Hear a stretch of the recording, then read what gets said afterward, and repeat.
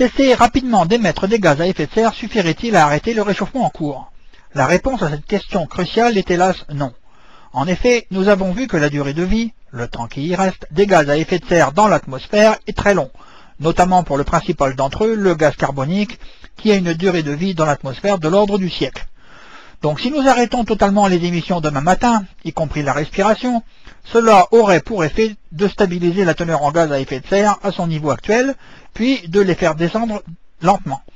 Or, ces gaz continuent à jouer un rôle de couverture ou de vitre à effet de serre tant qu'ils sont présents.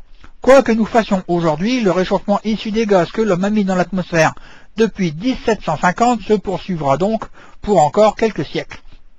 La réponse, par ailleurs, de l'océan, au renforcement de l'effet de serre qui engendre un surplus d'énergie reçue par le sol prend des siècles, et la réponse des calottes polaires, des pôles, prend des millénaires.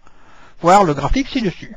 L'illustration du délai incompressible qui s'écoule entre maximum des émissions en CO2, courbe marron tout en bas culminant en 2050 environ sur cet exemple, et le maximum des conséquences, c'est-à-dire la montée des températures, perdure pendant plusieurs siècles après décroissance forte des émissions, et le niveau de la mer monte pendant plusieurs millénaires.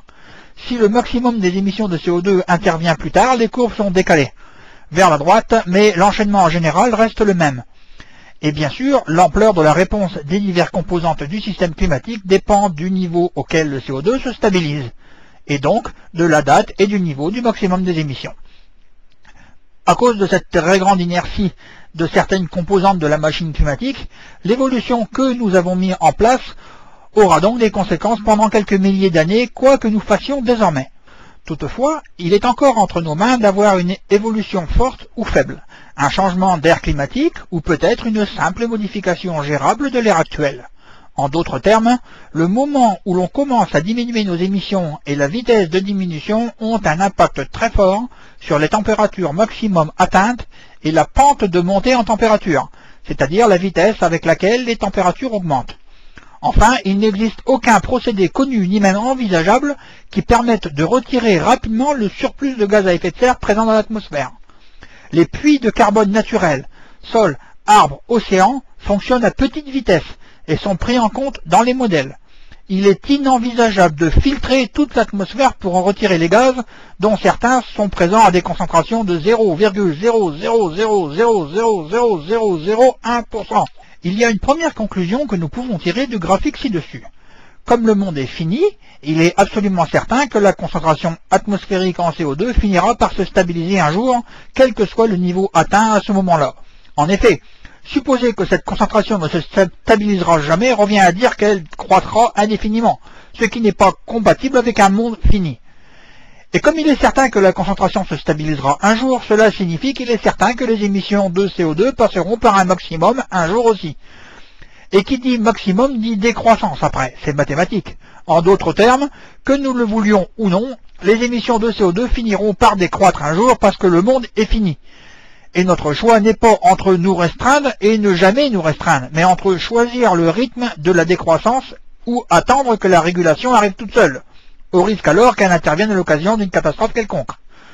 L'histoire nous apprend que lorsqu'une évolution doit arriver de toute façon, plus nous nous y prenons tôt pour la gérer et mieux nous nous portons. Mais il y a une autre conclusion que nous pouvons tirer du graphique ci-dessus. Admettons que la baisse des émissions de CO2 soit non point le reflet de notre sagesse, c'est-à-dire les conséquences d'une limitation volontaire de notre consommation, mais le simple fait d'une pénurie de combustibles fossiles parce que nous n'aurons pas su nous arrêter avant. En effet, la courbe des émissions en marron dans le graphique ci-dessus ressemble assez à ce qu'il serait si nous arrêtions progressivement de consommer des combustibles fossiles sous le seul effet de la pénurie, voir courbe ci-dessus. Voici l'aspect de la consommation au cours du temps d'une ressource non renouvelable. Au début de la croissance est très rapide, découverte de nouveaux gisements, amélioration rapide des techniques, puis la croissance se ralentit progressivement sous l'effet de la difficulté d'exploitation qui commence à se faire sentir. Les gisements sont moins riches notamment, la baisse de la richesse ne compensant pas l'amélioration technique continue. Et enfin vient le jour du déclin, sous l'effet de la raréfaction des ressources et malgré des techniques sans cesse plus sophistiquées.